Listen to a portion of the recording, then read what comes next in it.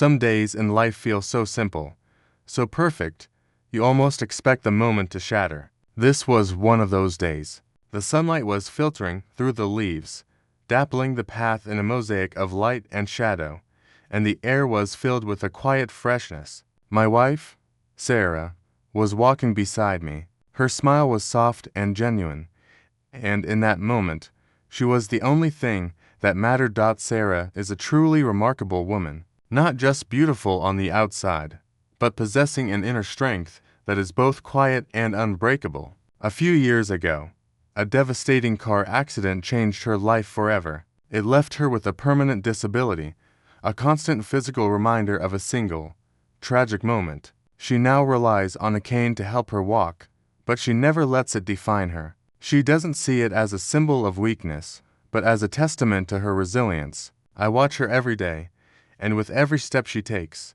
my respect for her only deepens. We have learned to cherish the small, quiet moments in life. Our morning walks in the park, a simple cup of coffee afterwards, these are our sacred rituals. They are our refuge from a world that can often feel loud and chaotic. We have found that true happiness often lies in these small, unburdened moments of peace. For us, every step we took together was a precious gift. We found a bench and decided to rest. Sarah closed her eyes, a peaceful smile on her face as she enjoyed the warmth of the sun. I just sat there, looking at her, marveling at her unwavering strength. I gently placed my hand on her shoulder, and she leaned into my touch. It was in that very moment, a moment of pure calm, that the tranquility of the park was shattered. An old, beat-up sedan screeched to a halt near the path, its loud engine breaking the perfect silence like a stone dropped into a calm pond. And from it emerged a woman whose face was a storm cloud of anger and entitlement. She was already on her phone, yelling so loudly that her voice echoed through the quiet space. She looked furious, as if the entire world had conspired to ruin her day. A strange sense of foreboding washed over me. I instinctively tightened my grip on Sarah's hand. I knew our peaceful afternoon was over, and a new, unwanted challenge was about to begin. I didn't know what this woman wanted, but the way she was storming toward us, I knew she wasn't looking for a polite conversation. She came straight for our bench, her walk filled with a furious arrogance. Her eyes were filled with a hostile and judgmental look. She singled us out, as if she thought we were an easy target, assuming that my wife's disability made her weak and therefore unworthy of respect. She was about to make a huge mistake, one that would not only affect her, but would become a lesson for anyone who ever thought they could judge a person's strength by what they see on the outside. She didn't just walk over, she charged, her face a mask of furious self-importance. "You're in my spot," she shrieked, her voice echoing through the quiet park. She was screaming about a specific bench she apparently owned. It didn't matter that my wife was sitting down because she was tired and needed to rest. This woman saw a problem, an inconvenience, a person in her way. I tried to reason with her, to explain the situation calmly. My voice was low and soothing, an attempt to de-escalate the rising tension. "Ma'am, she just needs to rest for a moment. We'll be on our way," I said. But it was like talking to a brick wall. My words only seemed to fuel her rage. Her eyes darted from my wife to me, and her anger intensified when she saw my wife's cane. The sight of it seemed to validate her cruelty. "Oh, a disability," she sneered, her voice dripping with sarcasm. "Don't you have a designated area for ...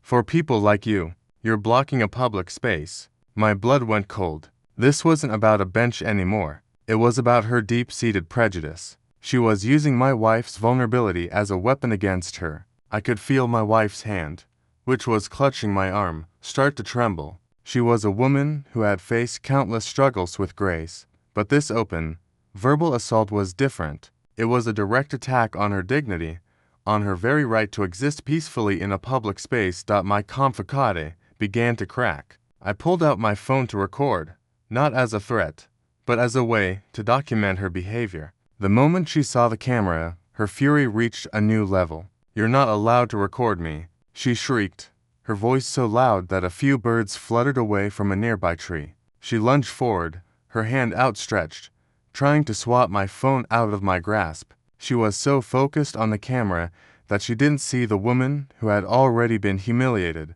the woman who was now a victim of physical assault. Her behavior was now not just rude, but dangerous. I stepped back, keeping her at arm's length. "Don't touch me," I warned, my voice now as firm as hers was shrill. "You're on camera now. Everyone will see what you're doing." She stumbled back, caught off guard for a moment, but her rage quickly returned. She wasn't just a loud bully, she was unhinged, and I knew this was far from over. The woman's fury reached a terrifying new peak. She wasn't just shouting from a distance anymore. She was spitting venomous insults directly at Sarah, her face just inches from my wife's.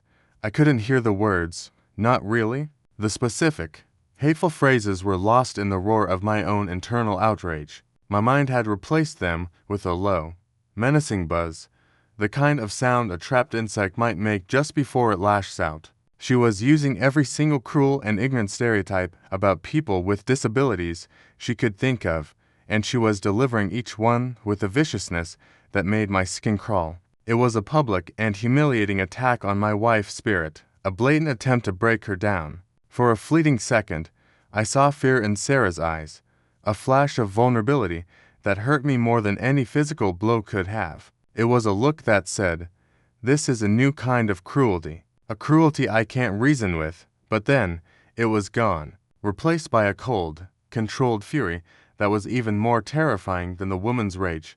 "Get out of my way, you pathetic cripple." The woman screamed, her voice cutting through the air like a knife. She lunged forward, reaching for my wife's arm, her fingers like claws. My protective instincts flared, and I was about to physically intervene when my wife, with a surprising burst of strength, pulled away. It was a quick, sharp movement that threw the woman off balance, forcing her to stumble back a step. She was stunned for a moment, not expecting any resistance. She had assumed that my wife's physical disability meant she was weak in every way. It was a fatal miscalculation. It was then that a man who had been jogging nearby stopped and started to approach. His phone was already in his hand, pointed right at the scene. He wasn't the only one. Other people had stopped too, their quiet whispers and shocked expressions creating a small, impromptu audience. The public nature of her meltdown, the dozens of eyes now watching, would have made a normal person stop. But this woman was beyond caring. She was completely consumed by her blind fury, and the presence of witnesses only seemed to enrage her further. When she saw that she couldn't grab Sarah's arm, she went for the cane. She tried to rip it from my wife's hand, as if taking away her support would somehow prove her point. For a few seconds, it was a silent tug-of-war, a physical manifestation of the conflict. The woman was pulling with all her might, her knuckles white, her face a mask of straining effort.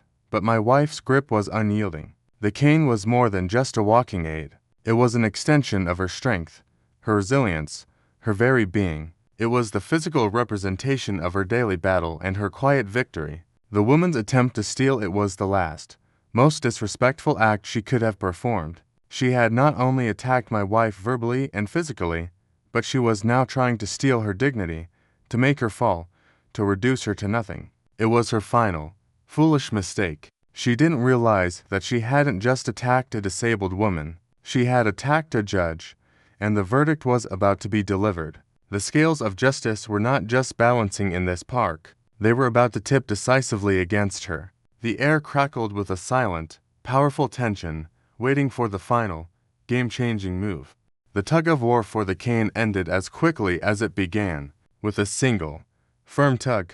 My wife pulled it free from the woman's desperate grasp. The woman stumbled back, a look of shocked disbelief on her face. She was so used to getting her way, to overwhelming people with her sheer aggression, that she couldn't comprehend this quiet resistance. But my wife's struggle wasn't over. Her expression had completely transformed. The flash of fear from before was gone, replaced by a cold, unwavering stillness. It wasn't the kind of anger that shouts. It was the kind that waits, watches, and delivers judgment. It was a terrifying kind of calm, and for the first time, I saw a flicker of doubt in the woman's eyes.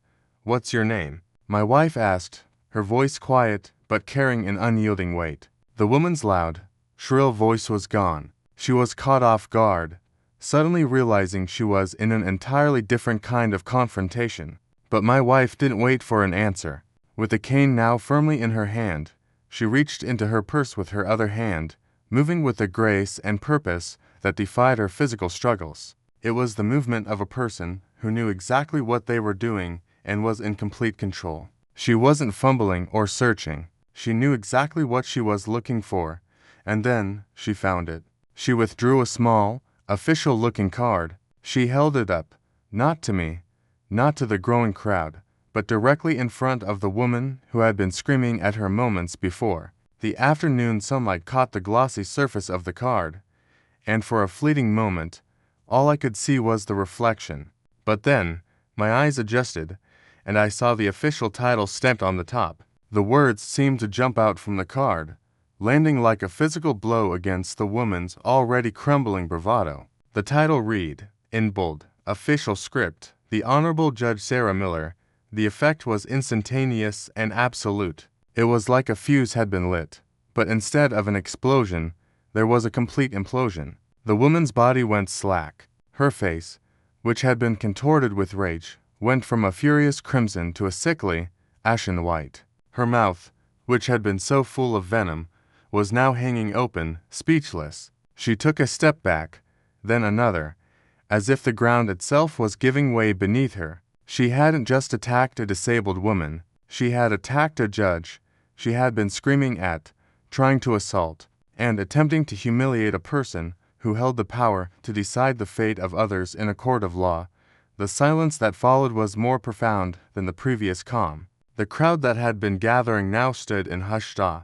They were not just witnesses to a public meltdown, but to an act of cosmic justice. The woman's bluster had been built on a foundation of prejudice and ignorance, and now that foundation had been completely wiped away by the simple, undeniable reality of my wife's position. All her power, all her entitlement, all her cruel confidence, vanished in an instant. She looked small, defeated, and utterly terrified. She had made a grave mistake, and the weight of her actions was now crushing her, not with physical force, but with the quiet, devastating power of the law. She had picked the wrong person to attack, and in that moment, she knew it.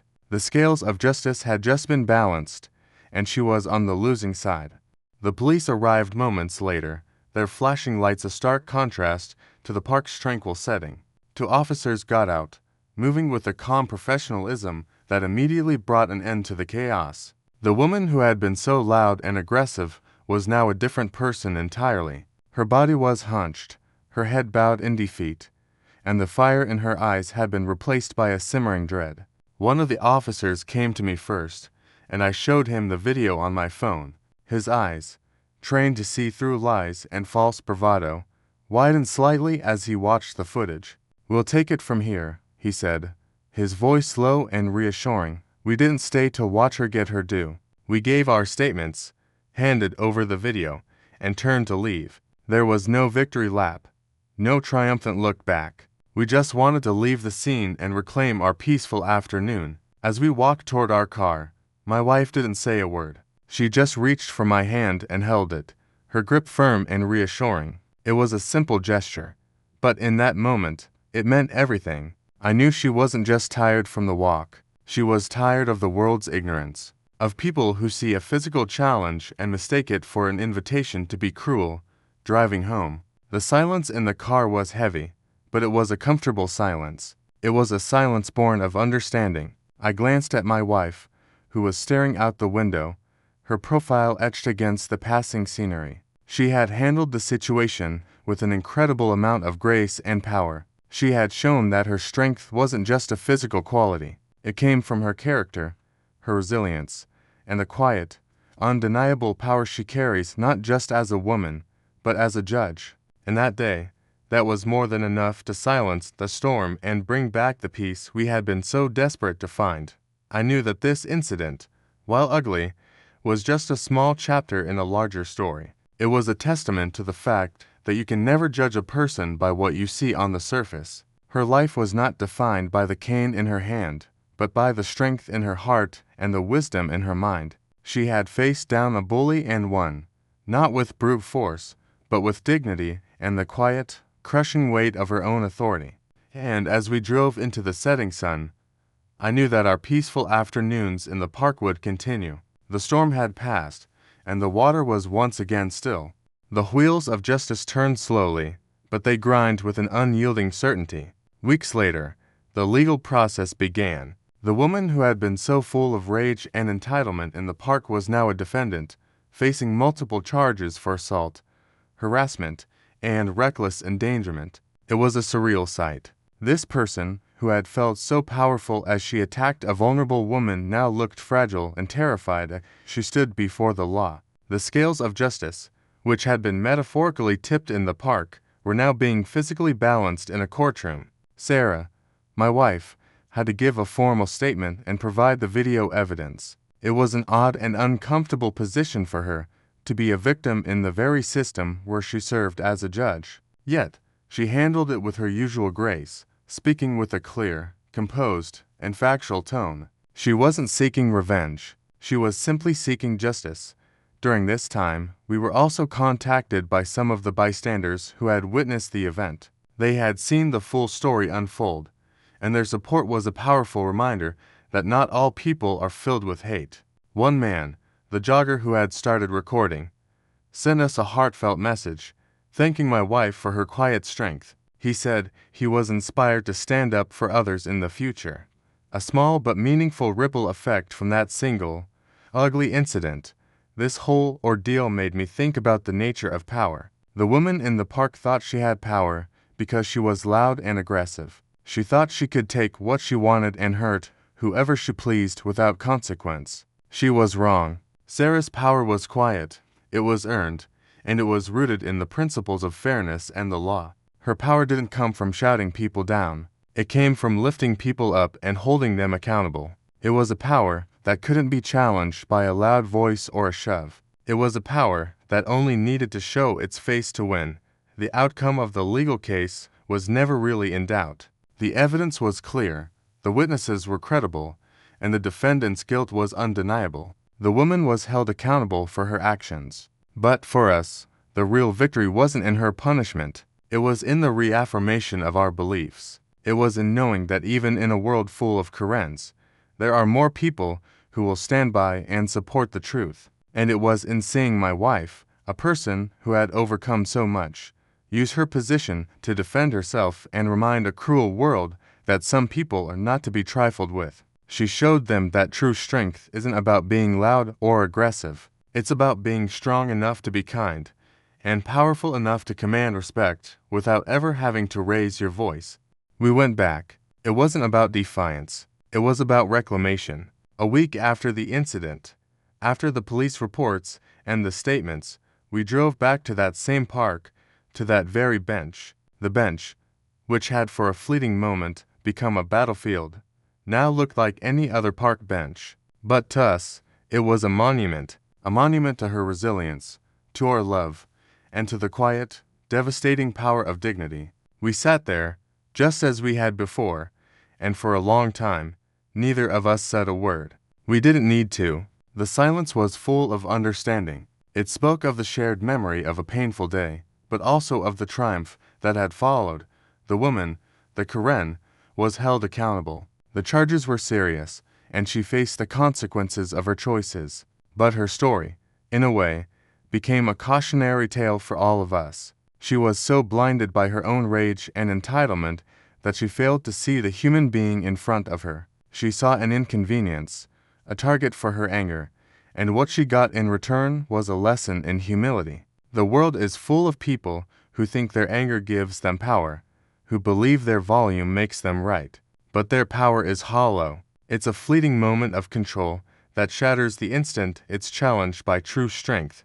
And my wife, Sarah, showed what true strength looks like. It doesn't require a raised voice or a clenched fist. It only requires dignity and the unwavering knowledge of who you are. She didn't have to shout to be heard. She didn't have to fight back physically to win. All she had to do was reveal her true self, and the sheer weight of her character and authority was enough to silence the storm. She proved that there is a quiet, profound power in being a good person, in rising above the noise.